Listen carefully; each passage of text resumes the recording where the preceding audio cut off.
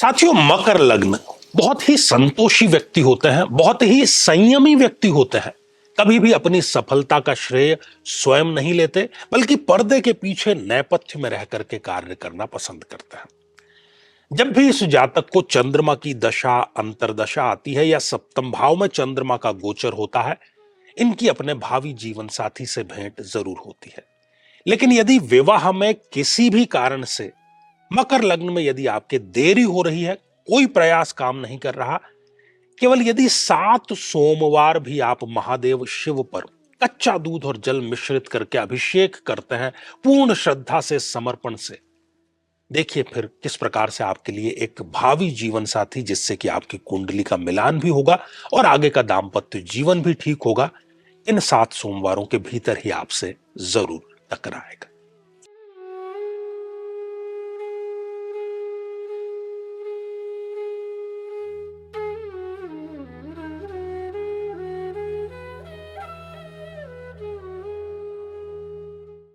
साथियों, कहने को तो राहु का फिजिकली कोई अस्तित्व नहीं है, लेकिन जन्म पत्रिका की यदि हम बात करें, ग्रहों की यदि हम बात करें, तो जीवन के 80 से 85% समस्याएं कहीं ना कहीं राहु जनित समस्याएं हैं।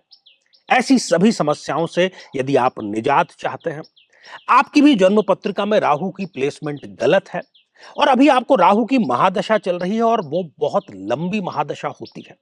यदि आप राहु देव की शांति कराना चाहते हैं और राहु की इस महादशा को शांति पूर्वक बिताना चाहते हैं, तो जरूर भाग लीजिए 8 मई 2024, जो कि देव पितृ कार्य अमावस्या है और राहु शांति के लिए एक सर्वोत्तम अवसर है। जरूर इसमें आप भाग लेकर के राहु शांति भी कराएंगे और अपनी जो महादशा है उसको शांति पूर्वक बिताने में यह आपके लिए मील का पत्थर अवश्य साबित होगी।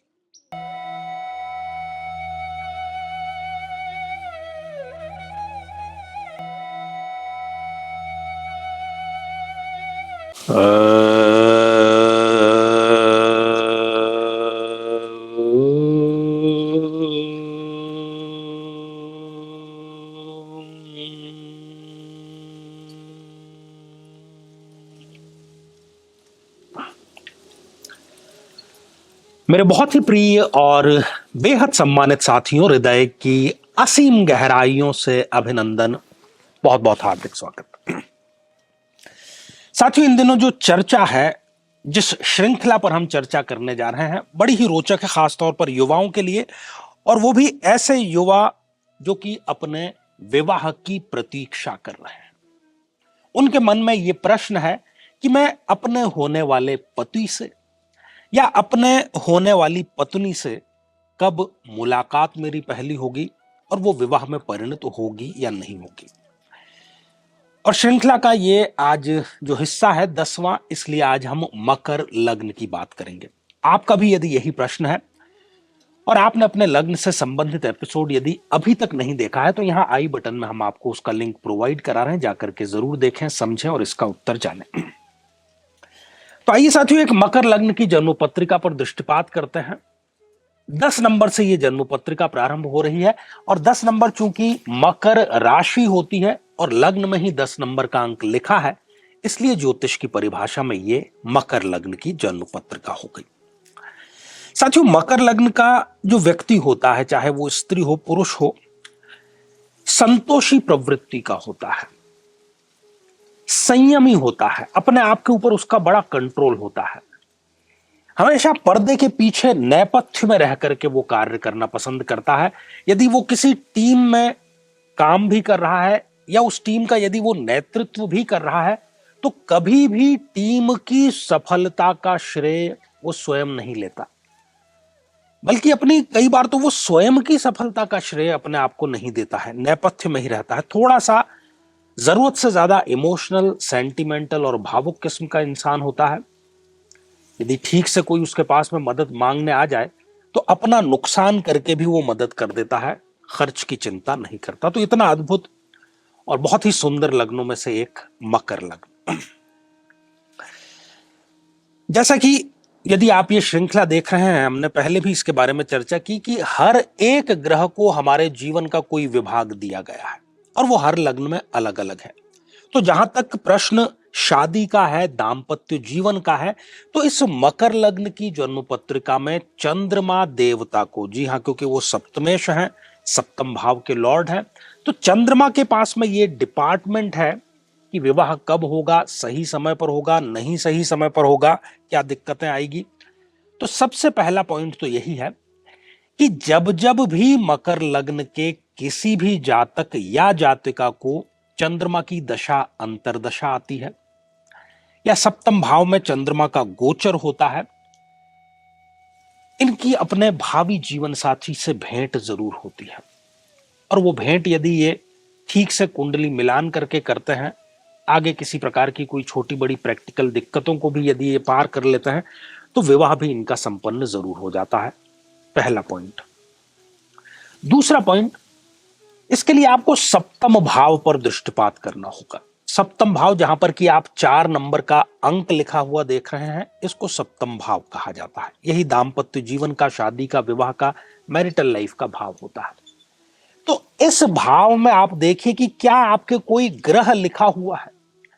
जो कोई भी ग्रह यहां पर लिखा हुआ है, यहां पर विराजमान है, उस ग्रह की दशा अंतरदशा में इस जातक या जातिका की पहली भेंट अपने जीवन साथी से जरूर होती है। फिर चाहे वो कोई भी ग्रह हो, योग कारक हो, मारक हो। उदाहरण के लिए यदि सूर्यदेव विराजमान है या बुधदेव विराजमान है या शुक्र विराजमान है, तो इनमें से जो भी विराजमान है उसकी दशा अंतरदशा में आपकी पहली भेंट भावी जीवन साथी से होती है। साथियों, तीसरा बिंदु, इस सप्तम भाव पर यदि किसी ग्रह की दृष्टि पड़ रही है, ग्रहों की सभी की सप्तम दृष्टियां तो होती ही है, इसके अतिरिक्त मंगल, गुरु और शनि को कुछ विशेष दृष्टियां भी प्राप्त है। तो कहने का तात्पर्य केवल इतना कि जिस किसी भी ग्रह की पूर्ण दृष्टि सप्तम भाव पर पड़ रही है, तो उस ग्रह की जब भी दशा या अंतरदशा आएगी, इस जातक या जातिका की अपने भावी जीवन साथी से भेंट वार्ता जरूर होगी। अब थोड़ा सा इस बात पर विचार कर लेते हैं, प्रैक्टिकल बात कर लेते हैं कि आप मकर लग्न के हैं। चलिए, चंद्रमा की दशा चल रही है, सप्तम भाव में स्थित ग्रह की दशा चल रही है, सप्तम भाव पर दृष्टिपात करने वाले ग्रह की दशा चल रही है, लेकिन आचार्य जी मेरा विवाह नहीं हो पा रहा। बात थोड़ी सी आगे चलती है, कई बार तो आगे बढ़कर के 99.9% पर आकर के गाड़ी अटक जाती है। अब करना क्या रहा? आप महादेव की शरण में चले जाइए। सोमवार का आप व्रत प्रारंभ कर दीजिए। हालांकि चंद्रमा मार्केश है, लेकिन उसके दान विवाह से पहले नहीं करना है, विवाह के बाद आप जरूर कर सकते हैं। और महादेव पर नित्य आप कच्चा दूध और जल मिश्रित करके अभिषेक करिए 7 सोमवार के भीतर। जी हां, मैं इस मंच के माध्यम से आपको दावे के साथ मैं कह सकता हूं कि 7 सोमवार के भीतर भीतर न केवल आपके लिए अच्छा रिश्ता आएगा, बल्कि यदि आपने ठीक से कुंडली मिलान करके विवाह संपन्न किया, मैं जानबूझ करके कुंडली शब्द पर जोर दे रहा हूं। आप गुण मिलान कर लेते हैं और उसी को कुंडली मिलान कहते हैं। नहीं, कुंडली बड़ी चीज है, बड़ा कॉन्सेप्ट है, मल्टी डायमेंशनल। भावों का मिलान किया जाता है, ग्रहों का मिलान किया जाता है, उनकी डिग्रियों का मिलान किया जाता है, नक्षत्रों का मिलान किया जाता है, आने वाली दशाओं का मिलान किया जाता है, अंतर दशाओं का मिलान किया जाता है, गोचर का मिलान किया जाता है। तब जाकर के दाम्पत्य जीवन में कहीं रस पूर्ण स्थिति की हम आशा कर सकते हैं। तो समस्या पर भी हमने चर्चा की, समाधान पर भी चर्चा की। आगे ये श्रृंखला हमारी अभी भी जारी है। तो साथियों, आज के लिए केवल इतना ही, और इसी मंगल कामना के साथ में कि आप सभी स्वस्थ, समृद्ध और शांतिपूर्वक जीवन व्यतीत करें।